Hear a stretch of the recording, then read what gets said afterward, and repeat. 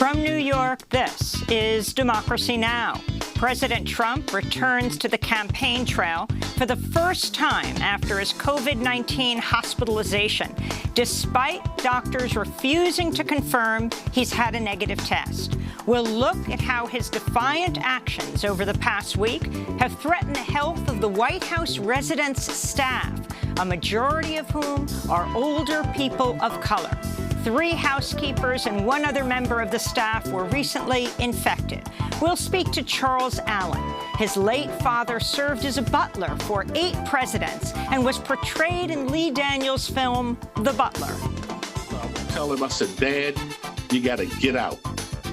You have to get out. And I would tell that to him, and I would tell that to my Uncle Johnny, who also worked in the house. Plus, we'll look at the pandemic dangers domestic workers face across the country. We'll speak to longtime domestic workers advocate Ai-jen Poo. Then, as we mark Indigenous Peoples Day, we look at the ongoing Indigenous-led protests against President Trump's border wall in southern Arizona. Indigenous Peoples Day is every day, and we're here to celebrate our heritage, celebrate the fact that we are still here despite not being recognized as still here, and our traditional homelands still exist, are crossed by the border wall, and we will be here beyond when the wall is taken down, and we will be here to fight the border wall and its ongoing encroachment against and between our people. We'll speak to Nellie Jo David, an Odom water and land defender. All that and more coming up.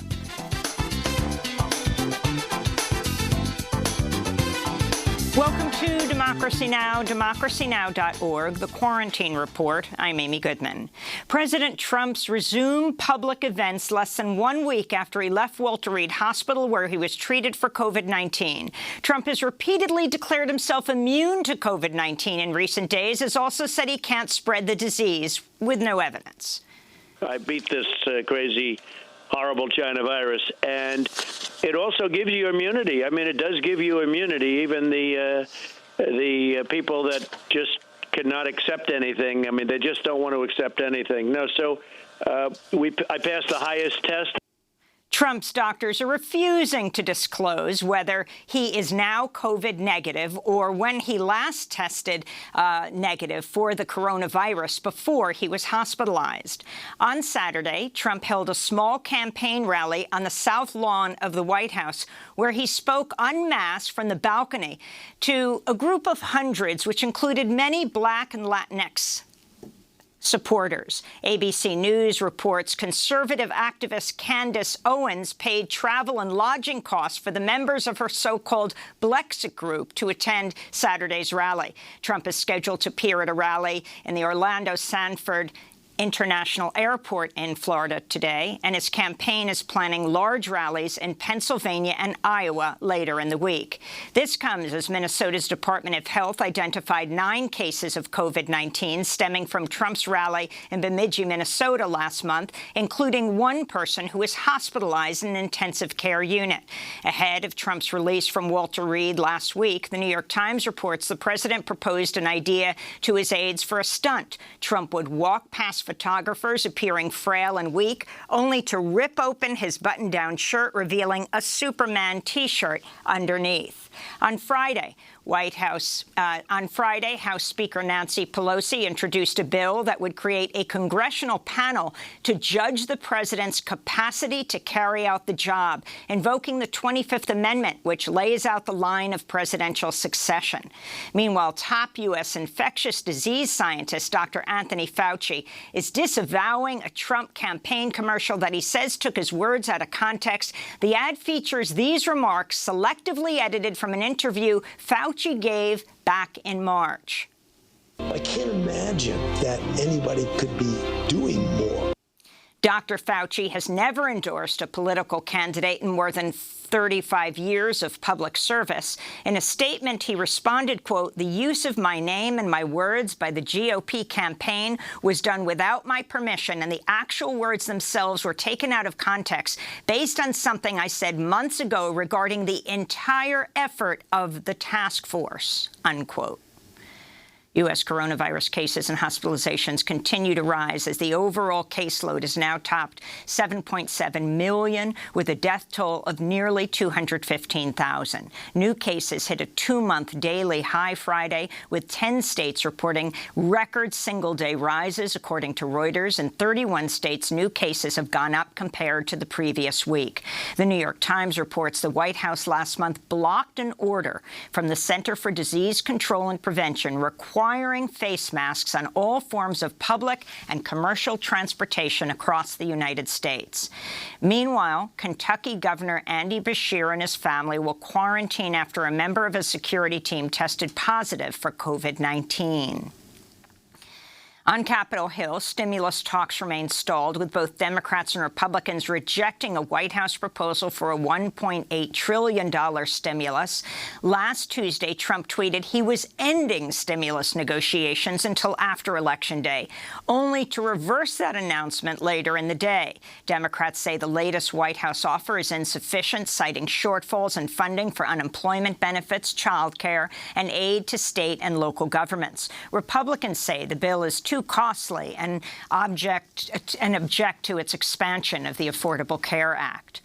Confirmation hearings for Supreme Court nominee Amy Coney Barrett begin in the Senate today. In her pre-released opening statement, Judge Barrett pledges to apply the law as written. However, more evidence has emerged that Barrett has publicly advocated against abortion rights, including supporting a reversal of Roe v. Wade. On Friday, Barrett amended her Senate questionnaire to include information about talks she gave in 2013 while she was a law professor at the University of Notre Dame, the talks hosted by an anti-abortion student groups. She also disclosed she signed a newspaper advertisement in 2006 that called for, quote, an end to the barbaric legacy of Roe versus Wade, unquote. The second presidential debate, which had been scheduled for this Thursday, has been canceled after Trump refused to take part in a virtual debate despite his recent COVID-19 diagnosis. Joe Biden will instead participate in an ABC News town hall on that date. The next and final presidential debate is scheduled for next Thursday, October 22nd. Meanwhile, in South Carolina, the planned debate between Senator Lindsey Graham and Democratic challenger Jamie Harrison was replaced Friday by separate individual interviews after Harrison insisted Graham take a coronavirus test before the debate, but Graham refused. Graham chairs the Senate Judiciary Committee, which is opening confirmation hearings for Judge Amy Coney Barrett today. This is Jamie Harrison speaking about health care in South Carolina at Friday's what became a candidate forum. I remember just hearing about the coronavirus and cringing because I knew the impact that it would have here in South Carolina, particularly on the most vulnerable communities. We live in a state where almost 250,000 people don't have access to health care because we're one of 12 states that have refused to expand Medicaid. 38 other states have expanded Medicaid under the Affordable Care Act, and South Carolina has failed to do so. And as a result, 4 of our rural hospitals in this state have closed. In other election news, in Pennsylvania, a federal judge has rejected a Trump campaign lawsuit that sought to remove ballot drop boxes in the state, saying there was no evidence that drop boxes would lead to voter fraud. The court also rejected several other voter suppression attempts by the Trump campaign, including an effort to require signature matching for mail-in ballots. Meanwhile, in Texas, the fate of a directive by Governor Greg Abbott limiting ballot drop boxes to 1 per county remains unknown after a court stayed a ruling by a judge Friday blocking Abbott's move. Voting rights advocates say limiting ballot drop boxes will not only decrease voting, it also puts people at increased risk during the pandemic.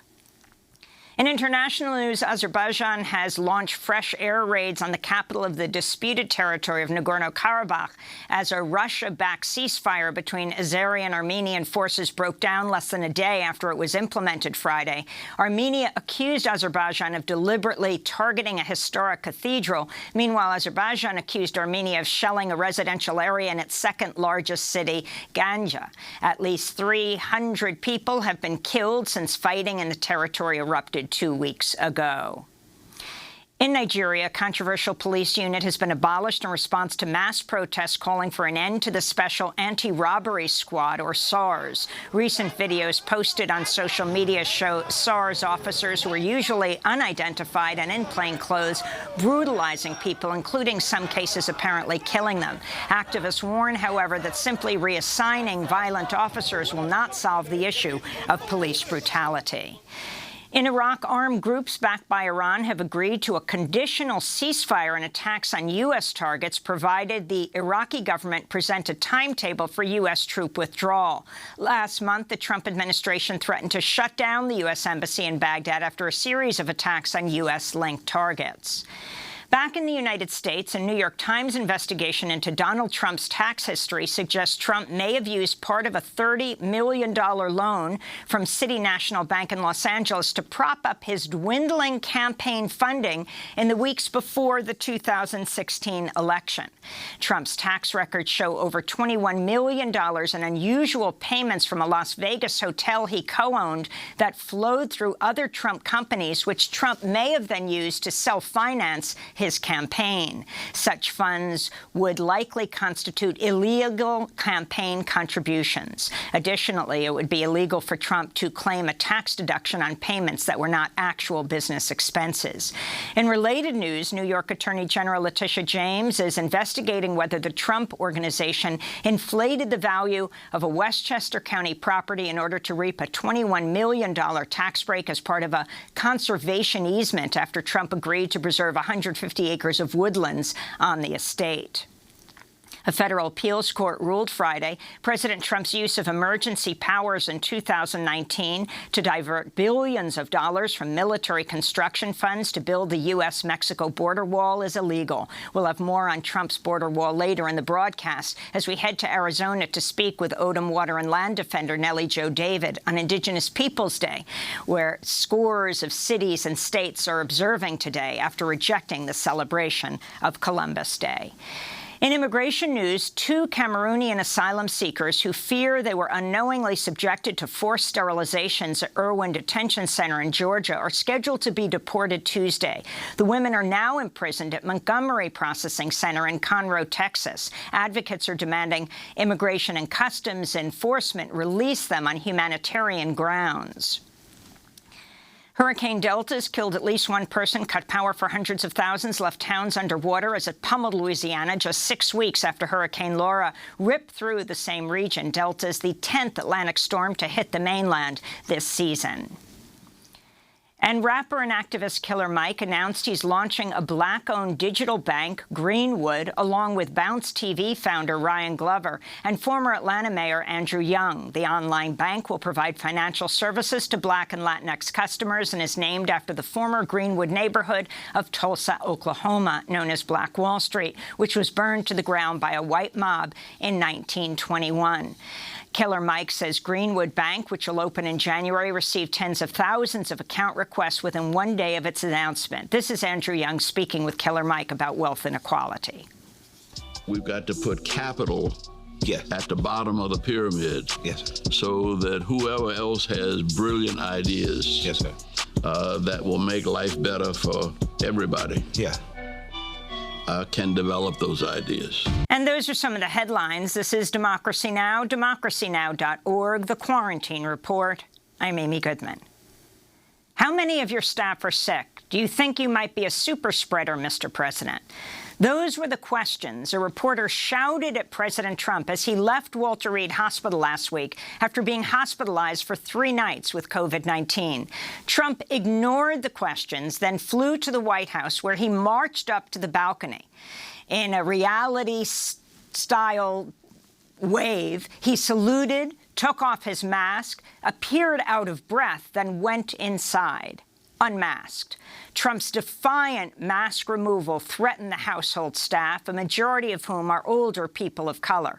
Little attention has been paid in the media to how the COVID-19 pandemic has impacted the health of domestic workers, not only at the White House, but across the world. The New York Times reports 3 White House housekeepers and 1 other member of the residence staff were recently infected. The Times reports the workers were told to use, quote, discretion in discussing their infection. Public health experts have expressed alarm as Trump has repeatedly threatened the health of staff around him over the past week, from leaving the hospital while still being medicated, to returning to the Oval Office while still infected, to holding a rally on the White House grounds on Saturday that was not socially distanced.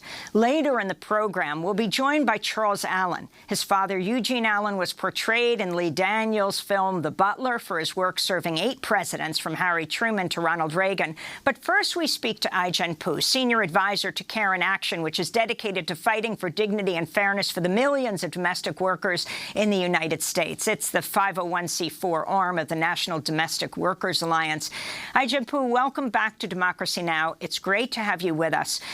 As we watch that defiant act of President Trump, where he took off his mask, turned around, and walked into the White House, we know that scores of resident staff are older African Americans and Latinx workers. Can you talk about your response and what it signifies to you? Look, thank you for having me, Amy. I think we and domestic workers all over this country were watching with horror as we saw the recklessness with which the president was treating his household staff. I mean, these are essential workers who have been keeping him and his family safe and caring for them, and he showed a complete and utter disregard for their health and safety in this context. And it is, in many ways, the tip of the spear to how he's been treating essential workers writ large. I mean, here we are 7 months into this pandemic and still no essential workers bill of rights, still no hazard pay, right? And here are in his house, right? Domestic work is all about, it really is a question of power here. When your workplace is someone else's home, there's an incredible imbalance of power and a tremendous amount of fear that domestic workers have in asserting their rights and advocating for themselves out of fear of losing their jobs and their livelihood. Now, there could be no other house in this country where the imbalance of power is more severe than that between the President of the United States and his housekeeping staff, and I think he's been abusing that power. How do we find out who has been infected? We know that about 3 dozen of his professional staff have been infected. They're high-profile people like the press secretary, almost the whole White House, media staff has been. And then a number of journalists who are covering the White House have been affected, at least 4 or 5. We know his top senior advisor, Stephen Miller. We know the names of all these people. But right before the White House press secretary, Kayleigh McEnany, herself said she tested positive. I believe that was last Monday. On Sunday, she told reporters at the White House she would no longer be revealing the number or names of people at the White House who tested positive. Now, it's even harder to find out about those on the resident staff. Absolutely. There's 90 housekeeping staff, as far as we know, in the White House who are charged every day with maintaining the order and the sanity and the safety of the White House itself for the people who live there. And, in this entire industry is really defined by its invisibility. People are working behind closed doors. And their work isn't even seen as real work. It's still referred to as help, right? After so many generations where we understand that this work is essential. And it's work that's disproportionately done by women and people of color, women of color, Black and brown women in particular. And so all of those factors contribute to the invisibility and the dehumanization of this workforce, which is why it's so important that we're vigilant about finding out about the health and the safety and the well-being of those workers in this time. We need transparency, and even more than that, we need protections for these workers. We're going to break, and when we come back, we'll also be joined by the son of a man who worked in the White House for over For eight presidents. He was the subject of Lee Daniels' film, The Butler. We're speaking to Ai-jen Poo, Senior Advisor to Care and Action, dedicated to fighting for dignity and fairness for the millions of domestic workers in the United States. She's staying with us as well.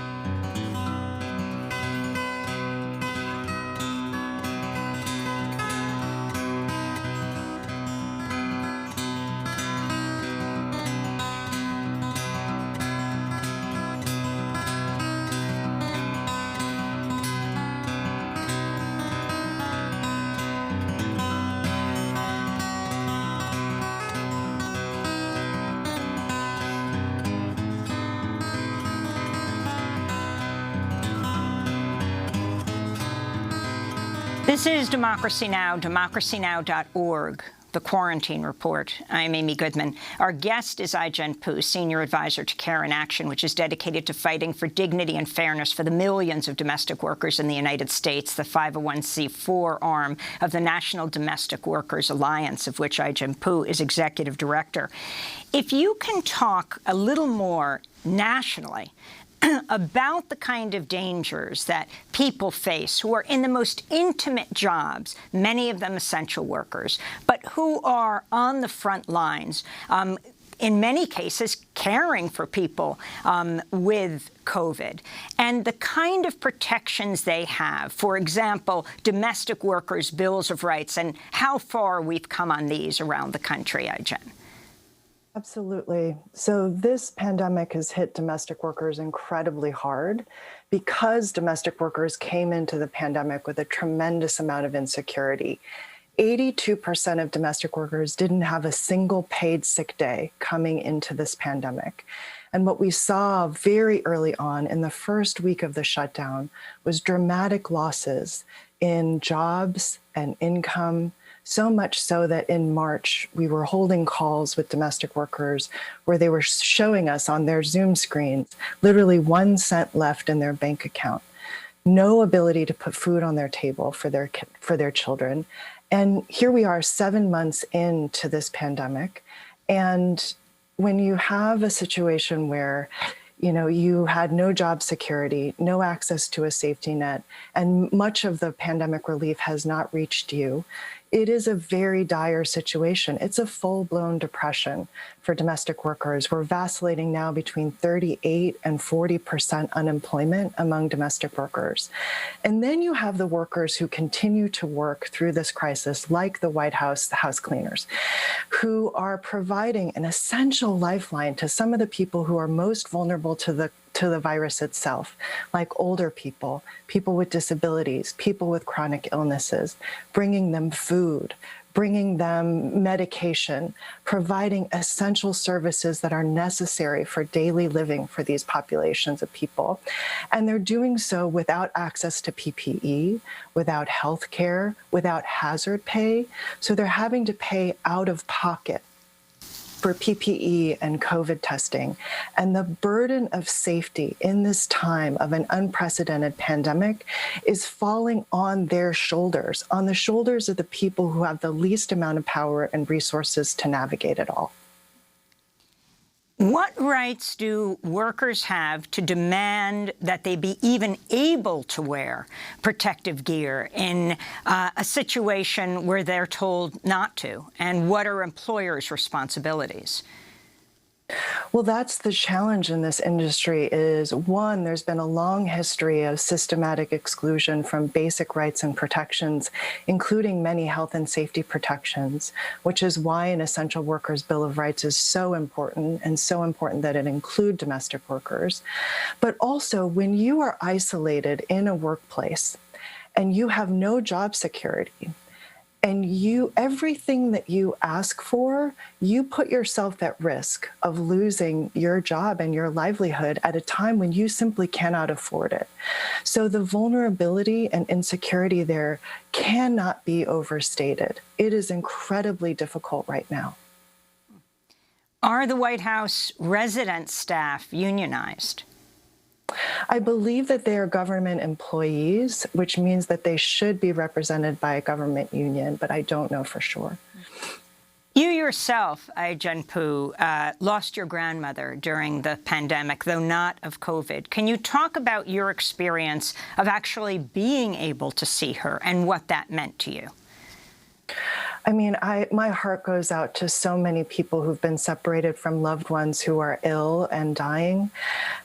I was able to go and visit my grandmother, who passed away at 94 on Mother's Day of natural causes. And I was told by my family that if I wanted to say goodbye, that I needed to come even in the midst of the pandemic. And so I masked up and quarantined and went and saw her. And I was able to hold her hand every single day for 10 days in order to say goodbye and to begin the process of grieving. And I cannot imagine, it really meant the world to me to have somebody who cared for me, for my childhood, through my whole life, be able to hold her hand and say goodbye and tell her how much I loved her.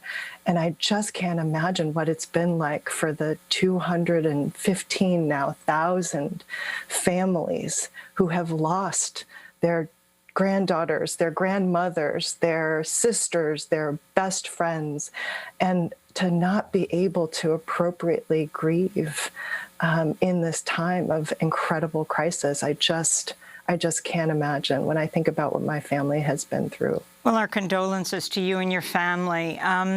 Finally, the idea that a second stimulus package has not been passed, the consequences of this on the most vulnerable.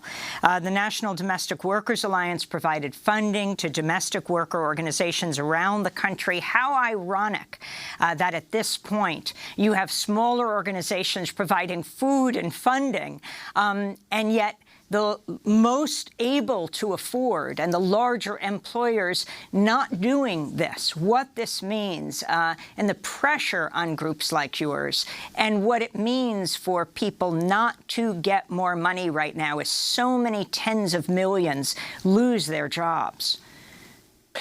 I mean, what we saw was really early on in the crisis, incredible devastation. I mean, you had people who were working paycheck to paycheck. So there was no money, no savings to stock up on groceries or supplies. The level of food insecurity and housing insecurity is just unfathomable. It's like nothing I ever could have imagined in my 25 years of doing this work.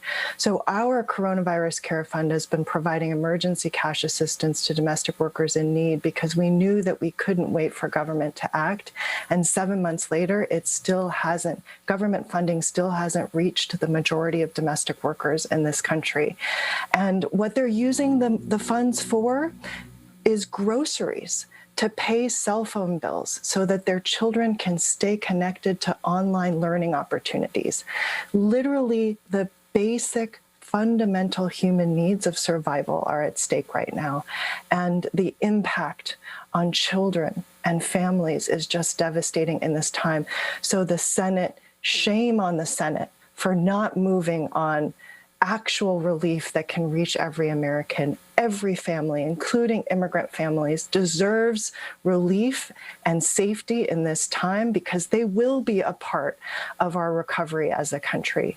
And so I call upon the Senate, I call upon the White House to move on relief so that we can start moving towards recovery in this time.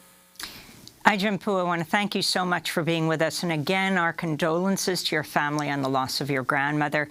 Ajahn is Senior Advisor to Care in Action, which is dedicated to fighting for dignity and fairness for the millions of domestic workers across the country, the 501c4 arm of the National Domestic Workers Alliance. As we continue to look at how President Trump's reckless actions have threatened the health of the domestic staff at the White House, we're joined by Charles Allen. His father, Eugene Allen, worked as a butler at the White House, serving 8 presidents, from Harry Truman to Ronald Reagan. Eugene Allen died in 2010, but his life story became the basis of Lee Daniels' film, The Butler.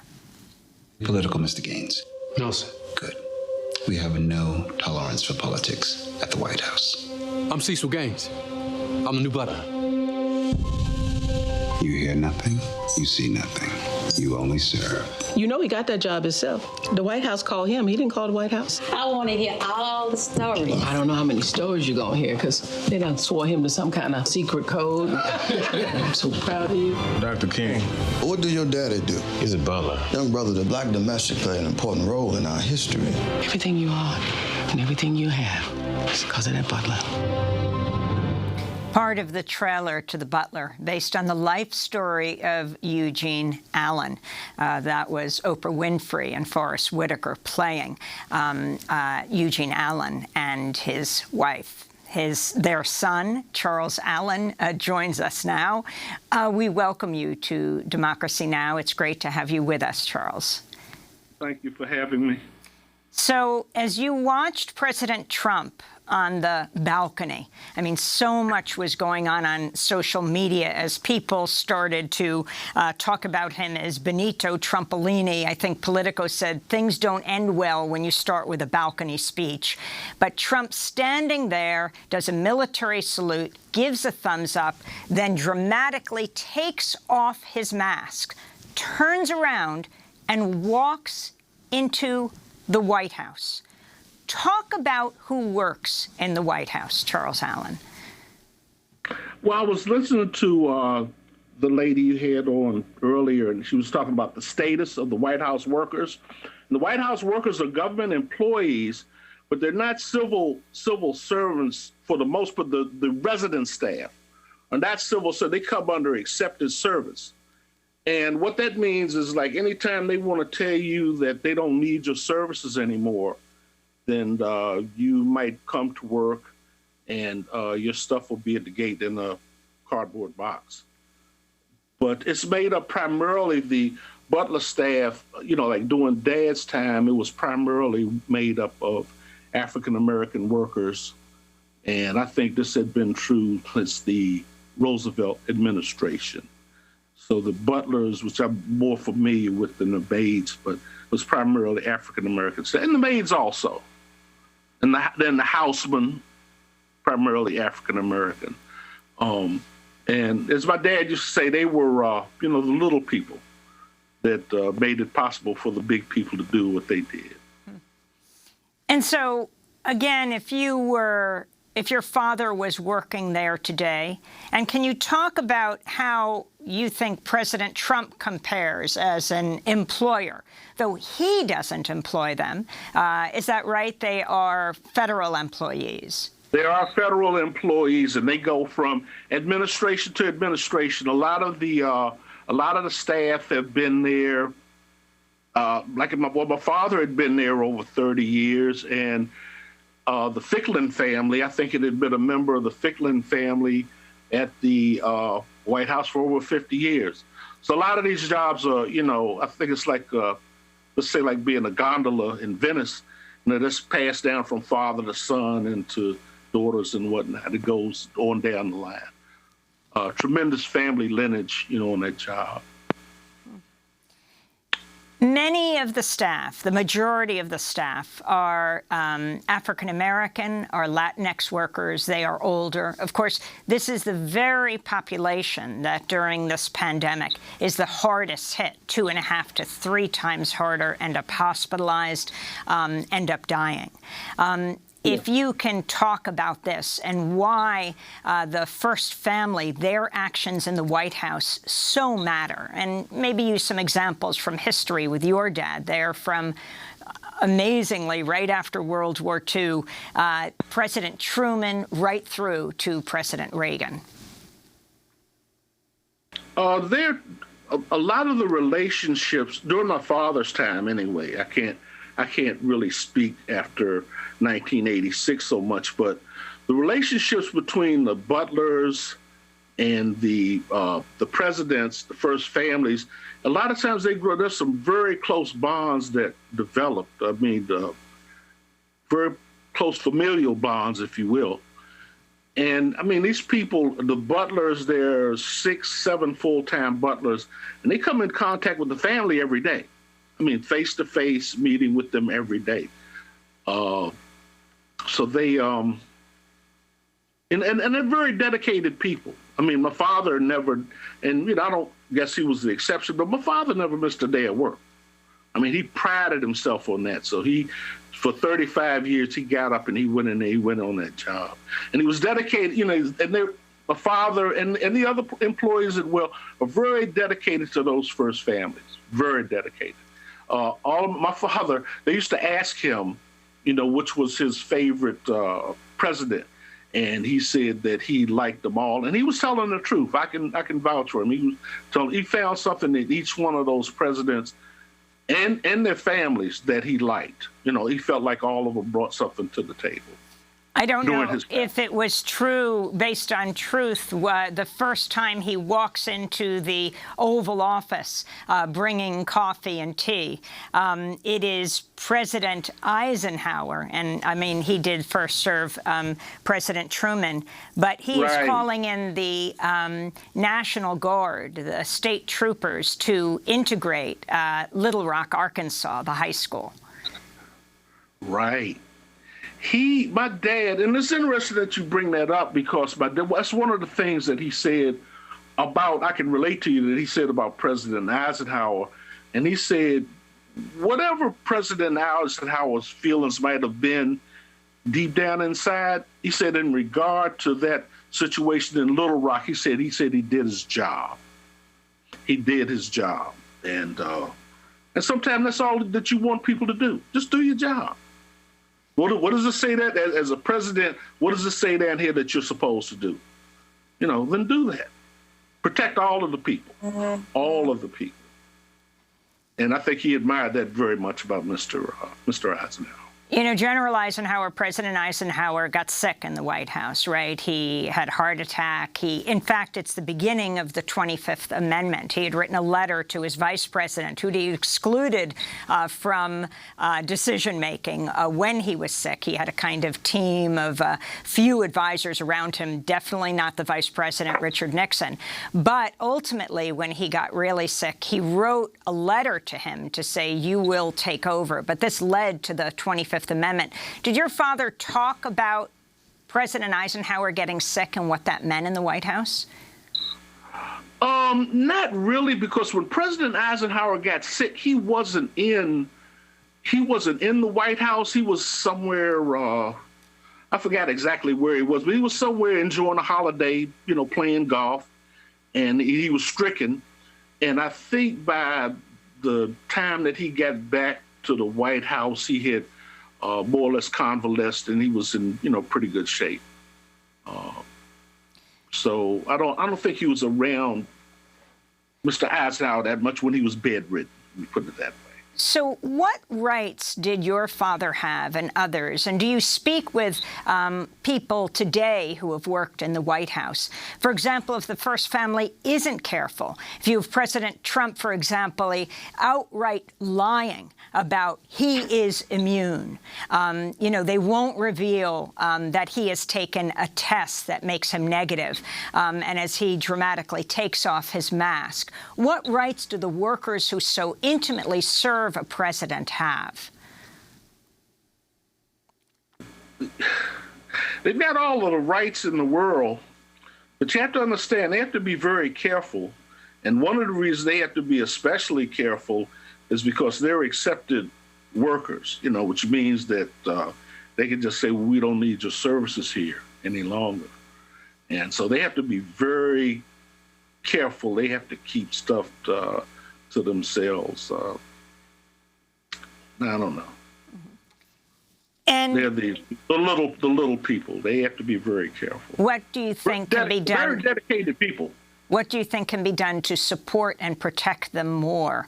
As, for example, you have the reports in the New York Times that workers who get sick, and we're only learning about these one by one, that may be larger, for example, than 4 people right now in what's called the resident staff. The residents, right. When it said we won't be revealing who's there and how many are sick. Right. You know, to tell you the truth, I really don't know. I really don't say, like right now, as we're speaking now, and the administration that we live under now, I don't know what could be done to protect them. I really don't. Does it make you angry what you're seeing now in the White House? I feel for them, yes. I feel for them very much. Because it's a very closed mouth. As everyone understands, it's a very closed-mouth group of people, and they don't come out, they don't talk about things. It's kind of like it was in the movie Butler, you know, where they're sitting around playing cards, and I think it was Lenny Kravitz said somebody's been running his mouth and stuff. And very closed mouth. They didn't talk a lot about stuff that went on in that job. They really did. Well, Charles Allen. Yes. I want to thank you so much for being with us, son of the former White House butler Eugene Allen, whose story was the inspiration for the feature film of Lee Daniels called The Butler. Next up, as we mark Indigenous Peoples Day, we look at the ongoing Indigenous-led protests against President Trump's border wall in southern Arizona. Stay with us.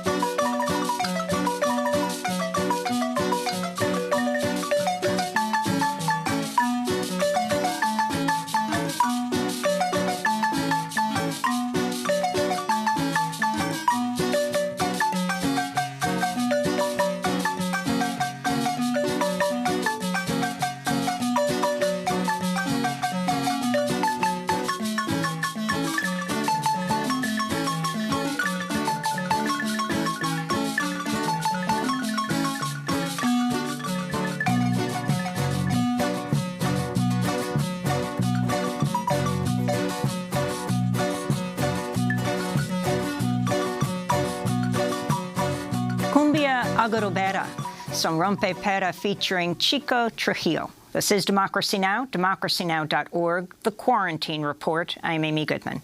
14 states and more than 130 cities across the United States are celebrating Indigenous Peoples Day today in place of, or in addition to, Columbus Day, as the myth of Columbus as beneficent discoverer is debunked.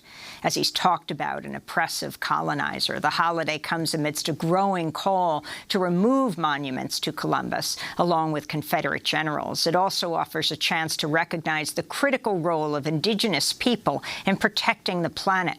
So we spend the rest of the hour in Arizona looking at how O'odham land and water defenders are leading a campaign against the construction of the U.S.-Mexico border wall near a sacred spring inside the Organ Pipe National Monument.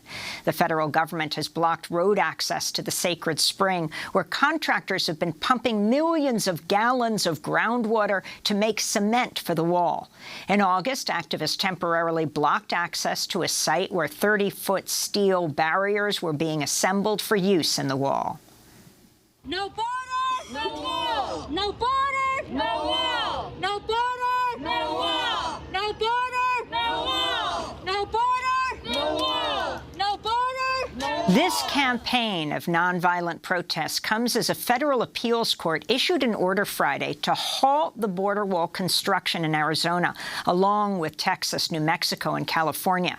In response to a lawsuit filed by the Sierra Club, along with multiple states and other groups, the Ninth U.S. Circuit Court of Appeals said the Trump administration violated the Constitution when it tried to pay for the construction using $3.6 billion that Congress had authorized for the military. For more, we go to Tucson, Arizona, where we're joined by Nellie Jo David, an Odom water and land defender who was arrested last month on, he has said, Odom traditional homeland when protesting near the construction site of the U.S.-Mexico border wall and Oregon Pipe Cactus National Monument. Nellie, welcome to Democracy Now! Can you explain what's happening there and the significance of this court decision? Well, thank you, Amy. Yeah, it's been a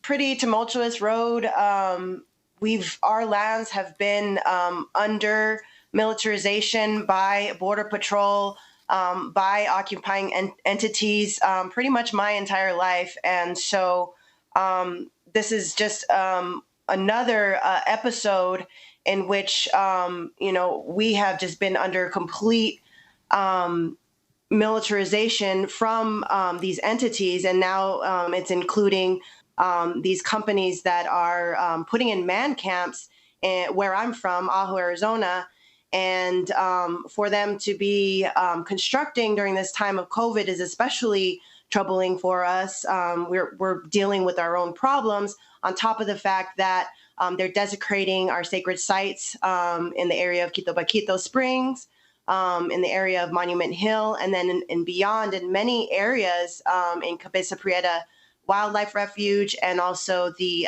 Berry Goldwater bombing range. So all of these areas of land are occupied and are our ancestral indigenous territory. And so we've been engaged since wall construction started in August in trying to stop the border wall. And recently, it just came it came to a place where we could no longer watch this without doing something drastic. And in our case, we stood in front of bulldozers, and I ended up sitting in the bucket of a bulldozer, and ended up getting arrested for that. When was that? That was about a month ago on September 9th. Explain who the Tohono O'odham are, who you are, and the indigenous people who live in this area, and where the land stretches. Yes, I would love to. So it's a pretty large landscape. The Tohono O'odham Reservation is roughly the shape of Connecticut, but that's not that doesn't confine the area where we're originally from. Originally, our traditional landscapes extends as far north to what's now known as the Gila River and Salt River reservations in the Scottsdale, Phoenix area, all the way west towards Yuma, and all the way south towards the Caborca area in Mexico, and all the way east to the San Pedro River, where I'm currently located in Tucson. So this is a pretty large landscape, and our people and our heritage doesn't really know borders. I mean, it doesn't know borders. We have O'odham in Mexico. I personally have family in Mexico, and so with these borders that are crossing our territorial homelands, it has impacted us in pretty much every way that it could impact us. Can you talk about what happened when you were arrested? How were you treated? Oh man, it was a very difficult experience. We were out there early in the morning. We had not intended to do what we did that day, but felt compelled to, given the desecration that was happening. And so we were out there in the heat for a good 2 hours, holding off the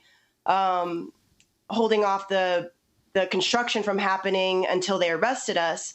And then once we were arrested, we were handcuffed and taken to Lukeville, where we were fingerprinted and processed. And from there, we didn't know what was going to happen to us. We thought we were going to be taken to Ajo, which was, local jail, about 45 minutes from Lukeville, which is at the port of entry. And so that's where we thought we were going. But they ended us taking us past Ajo for a few more hour drive. And we ended up going all the way to Florence facility, also known as a Core Civic. And so from there, it was a really confusing and scary moment for us, or 2 days, because we spent 2 days there. We were so from the moment we got there, we were kind of treated as if we were dangerous individuals. We were chained and handcuffed to our waist and around our feet. Reminded me of all the Operation Streamline proceedings that we witness here in Tucson. They happen every single day. So we were chained. We were not told what was happening. We asked for lawyers. We were not allowed to speak to one till the next day. We asked for phone calls. We were not given a phone call. It took a lot of time for them to actually process us. So from going to that extreme heat in the Arizona desert to the extreme cold of the Core Civic facility, we weren't feeling too great at that point. And it got to be pretty late into the night until we were actually processed. And did they ask you your citizenship status, Nellie? I don't remember. I don't think that they did. I think that they might have known that we were not we had citizenship on this side. Mm-hmm. And can you talk about what this wall has meant and the effect on the environment as well? I mean, Democracy Now! Was out there covering this area. We saw and have since seen some of the destruction and what it means for ceremonies and for the environment. Yeah, the destruction's been devastating. Since August, a year ago, or over a year ago, we've seen this violation, the Hashan, the saguaro cactus. In our autumn stories, we view them as people. And so to watch them be uprooted from their locations where they're at, and then just pretty much left there to die, many of them, the Border Patrol or construction or whoever's the entity, as a spokespeople, were claiming that they were not killing the saguaro cactus, but they were killing very many of them. We saw them just kind of carelessly thrown on the side, which they were later picked up. There was all kinds of wilderness that just had to be removed for just the access roads. There's a 30-foot access road. And so that all of that was killed and violated. And so that was one of the first violations.